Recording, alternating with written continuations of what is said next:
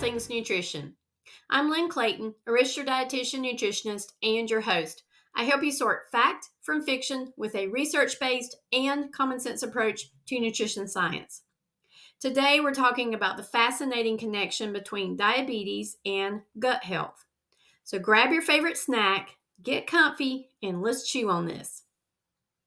Did you know studies have shown that people with diabetes often have a different mix of gut bacteria compared to those without diabetes? This altered microbiome can contribute to insulin resistance, inflammation, and even influence the gut brain connection, impacting mood and appetite. It's like having a few unruly citizens causing chaos in Gut City. It disrupts the peace and makes it harder for everything to function properly. So, what is the gut microbiome, you may ask? Well, it's the bustling community of bacteria, fungi, and other microorganisms that call our intestines home.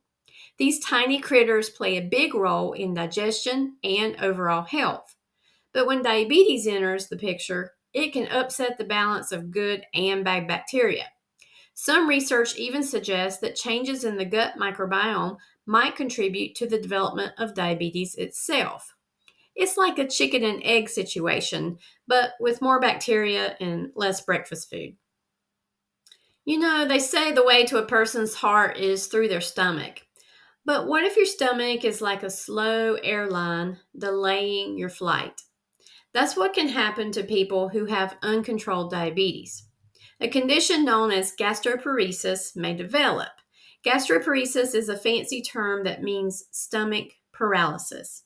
It means the muscles in the stomach aren't working as they should, causing food to move slower than a tortoise in a marathon. It causes food to sit in your stomach longer, taking way too long to empty its contents. For someone with gastroparesis, this can lead to nausea, bloating, and even vomiting. Not exactly ideal for having a fine dining experience, huh? So, why does this happen? When blood sugar levels are not well controlled, high blood sugar can damage the vagus nerve. That's cranial nerve number 10, not acedia Nevada. And this nerve is like the command center for your stomach muscles. This nerve helps to regulate how fast your stomach empties. If it's not working properly, food lingers in the stomach longer, leading to the symptoms of gastroparesis.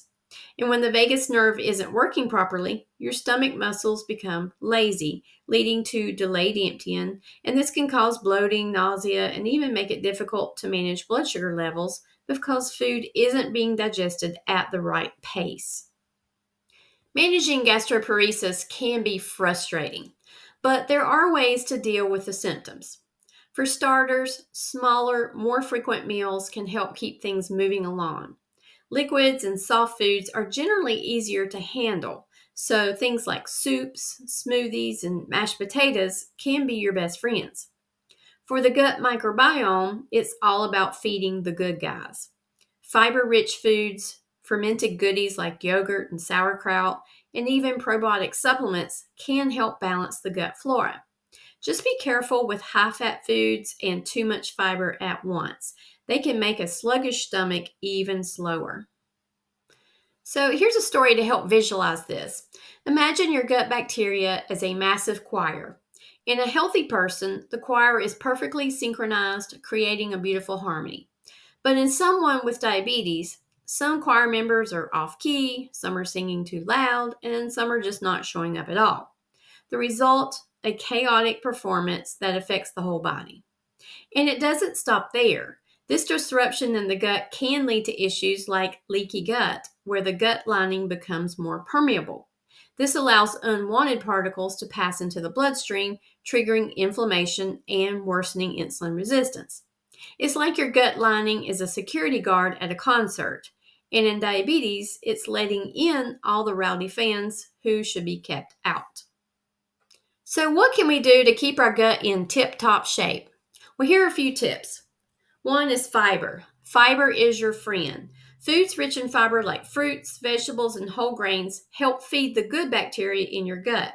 It's like providing a gourmet meal to your choir, keeping them happy and in tune. But a word of caution here. If you are suffering from gastroparesis, Fiber can also slow digestion and exacerbate gastroparesis. So work with a dietitian to find ways to get some fiber in the right amounts without putting your gut in slow motion. And then there's probiotics and prebiotics. Probiotics are the good bacteria, and prebiotics are the food that feeds them. Think of it as sending in reinforcements to help balance the population of Gut City.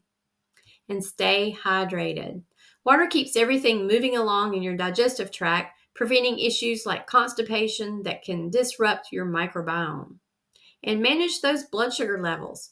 Keeping your blood sugar in check can prevent damage to the vagus nerve, reducing the risk of gastroparesis and keeping your digestive system functioning properly.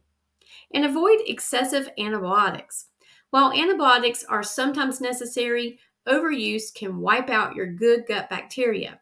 It's like firing half your choir members and expecting the rest to sing even louder to compensate. So don't kill your good guys.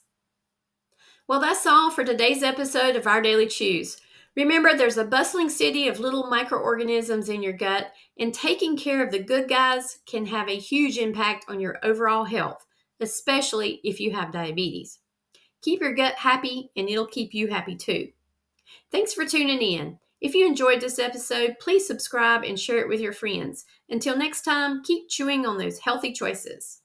This podcast is sponsored by Clayton Nutrition, a private medical nutrition therapy practice offering telehealth services for those needing nutrition therapy to prevent, treat, or manage chronic health issues. Whether it's diabetes, cardiovascular concerns, food allergies, digestive issues, or weight management, we focus on good nutrition for better health.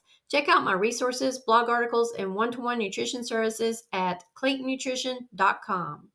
For additional support with managing diabetes, Clayton Nutrition offers an online course called Better Diabetes Control. This self-paced video course provides valuable information to help you get the best diabetes control possible.